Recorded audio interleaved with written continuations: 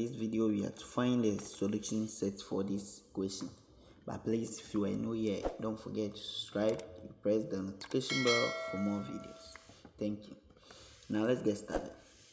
Now first of all, the first term is the square of the variable factor of the second term. So we can rewrite this one based on the initial statement as my x minus 1 to the power negative 1 all to the power 2. Now this one is the same as this one when we multiply the exponent. So I'll have plus 2 multiply my x minus 1 to the power negative 1 minus 3 equals 0. So now from here we can see common term here. That's x minus 1 all to the power negative 1 and x minus 1 all to the power negative 1. So what I have to do next is to let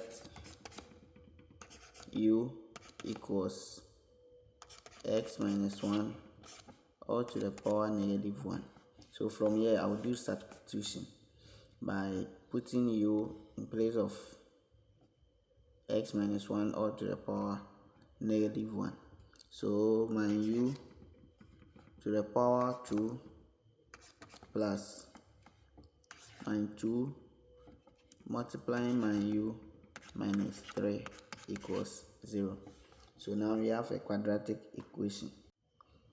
So now we solve this equation by factorizing it.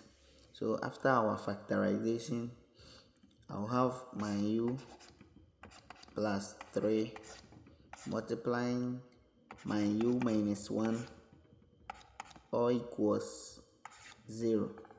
So now we can equate u plus 3 equals 0 or u minus 1 equals 0. So now solving the equation one by one, I'll have my u plus 3 equals 0 as u equals negative 3 and my u minus 1 equals 0 as my u equals 1.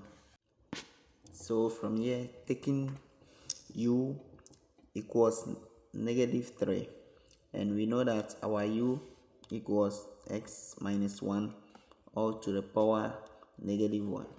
So in place of u, I'll put my x minus 1 to the power negative 1 equals negative 3. Now here, this one can be written as 1 divides x minus 1 equals negative 3. So doing my cross multiplication, I'll have my negative 3 multiplying x minus 1 equals 1. So I'll have negative 3x plus 3 equals 1. So my negative 3x equals negative 2. Now this one cancel this.